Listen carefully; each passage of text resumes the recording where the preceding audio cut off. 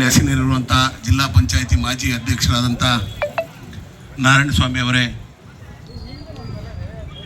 ಜಿಲ್ಲಾ ಬಿಜೆಪಿ ಅಧ್ಯಕ್ಷರಾದಂಥ ವೇಣುಗೋಪಾಲ್ ಅವರೇ, ಈ ಭಾಗದ ವೈದ್ಯಕೀಯ ಡಾಕ್ಟರ್ ಆದಂಥ ನನ್ನ ಸಹೋದರ ಮಿತ್ರರೇ, ಅದೇ ರೀತಿ ಜಿಲ್ಲಾ ಅಧ್ಯಕ್ಷರಾದಂಥ ನಮ್ಮ ರವಿ ಅವರೇ, ಮಹಿಳಾ ಘಟಕದ ರಾಜ್ಯ ಅಧ್ಯಕ್ಷಗಳೇ, ಎಲ್ಲ ಗಣ್ಯಮಾನ್ಯರೇ, ಮುಖ್ಯ ಪದಾಧಿಕಾರಿಗಳೇ, ಸಮಯದ ಅಭಾವ ಇದೆ, ಸ್ಪಷ್ಟವಾಗಿ ನಾನು ಸ್ವಲ್ಪ ಮಟ್ಟಿಗೆ ಹೇಳಿ ಹೋಗ್ತೇನೆ. ಶ್ರೀನಿವಾಸಪುರ ಕರ್ನಾಟಕದ ಅವಿಭಾಜ್ಯ ಅಂಗದಲ್ಲಿ ಮೊಟ್ಟ ಮೊದಲನೆಯ ವಿಶ್ವಕ್ಕೆ ಮಾದರಿಯಾದಂಥ ಮಾವಿನ ಹಣ್ಣಿನ ರುಚಿಯನ್ನು ತೋರಿಸುವಂಥ ಈ ಪ್ರದೇಶ, ಈ ಪ್ರದೇಶಕ್ಕೆ ತನ್ನದೇ ಆದಂಥ ವೈಶಿಷ್ಟ್ಯತೆ, ವಿಭಿನ್ನತೆ, ವಿಶಿಷ್ಟತೆ ಇರುವಂತಹ ಶ್ರೀನಿವಾಸಪುರ. ಶ್ರೀನಿವಾಸ ಅಂದರೆ ಯಾರು? ಭಗವಂತ. ಶ್ರೀನಿವಾಸ ಅಂದರೆ ಯಾರು? ದೇವರು.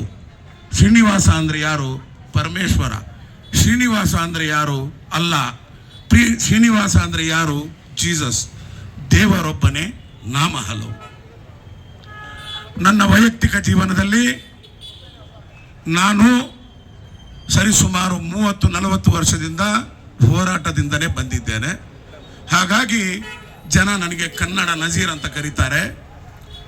ಕನ್ನಡ ನಜೀರ್ ಏನೂ ಅಲ್ಲ, ಕನ್ನಡ ತಾಯಿ ಭುವನೇಶ್ವರಿ ನಮಗೆಲ್ಲವನ್ನೂ ಕೊಟ್ಟಿದ್ದಾಳೆ. ಕನ್ನಡಕ್ಕಾಗಿ, ಕರ್ನಾಟಕಕ್ಕಾಗಿ ನಾವೇನು ಕೊಟ್ಟಿದ್ದೀವಿ ಅನ್ನೋದು ಪ್ರಶ್ನೆ ಮಾಡಿಕೊಂಡಾಗ ಭಾಳ ಹಿಂದೆ ಉಳಿದಿದ್ದೇವೆ. ನಾವೆಲ್ಲ ಒಂದು ಹುದ್ದೆಗೆ, ರಾಜಕಾರಣಕ್ಕೆ, ಜಾತಿ ಮತ ಪಂಥಗಳಲ್ಲಿ ಬೇರೆ ಬೇರೆ ಆದ್ರೂ ಸಹ ನಾವು ಒಂದೇ ತಾಯಿಯ ಮಕ್ಕಳು. ಹೆಣ್ಣಿನ ಕುಲನೇ ನಾವು. ಹೆಣ್ಣಿಲ್ಲದಿದ್ದರೆ ನಾವು ಹುಟ್ಟಲಿಕ್ಕೆ ಸಾಧ್ಯನೇ ಇಲ್ಲ.